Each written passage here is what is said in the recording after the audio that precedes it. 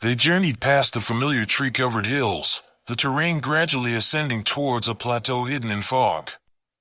The air became chillier, a pleasant respite from the constant tropical warmth below.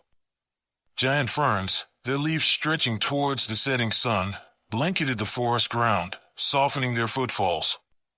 Aaron, always practical, remained vigilant, while Rorik, grumbling about unknown territory, trailed behind. Abruptly, Cashin halted, his attention riveted on an open space. At its heart stood a solitary stone monument, worn by the ages but marked with peculiar symbols. It bore no resemblance to anything they had encountered in Eldoria. Check this out, He murmured, excitement surging within him. Could these be some sort of inscriptions? Aaron crouched beside him, scrutinizing the complex designs. They don't match any language I'm familiar with, but they certainly appear intentional. Cashin ran his finger over the curved lines, his thoughts whirling. Could this be a message from a long-lost civilization? A cautionary note? Rorik's voice, a panicked cry, disrupted their contemplation. Help! Over here! Cashin and Aaron looked at each other with concern. Their friend Rorik, who had a habit of losing his way, had likely strayed from the path they were supposed to follow. As they heard a call, a rush of adrenaline propelled them towards the sound. They arrived at a small open area and were met with a chilling sight. Rorik was lying on the moss-covered ground, his face twisted in fear. Over him stood a creature that looked like it was straight out of a horror story. It was as big as a large bull, covered in scales, and had teeth that were as sharp as razors. Its eyes were cold, like those of a reptile, and they were fixed on Cashin and Aaron. The creature let out a loud roar that echoed through the area. Aaron pulled out her short sword, which reflected the faint light. Cashin, his heart pounding, reached for his spear. Aaron moved towards the creature, skillfully navigating through the thick plants. She managed to hit the creature's side with her sword, causing it to roar in pain and lash out with its tail. Cashin tried to attack the creature's leg with his spear.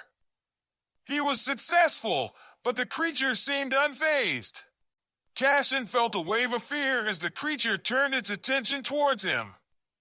He managed to avoid a bite from the creature, the adrenaline helping him ignore the pain in his leg.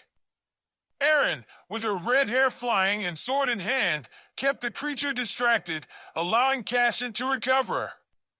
Cashin realized they couldn't outrun the beast.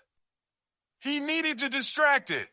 Seeing a fallen branch, he sprinted towards it, ignoring the pain in his leg. The beast, sensing an opportunity, lunged at him. Cashin just managed to shove the branch under its snapping jaws, stopping it for a moment. Cashin, get away! Aaron shouted, her voice filled with fear. But Cashin's leg gave way. He collapsed, the beast's huge shadow covering him.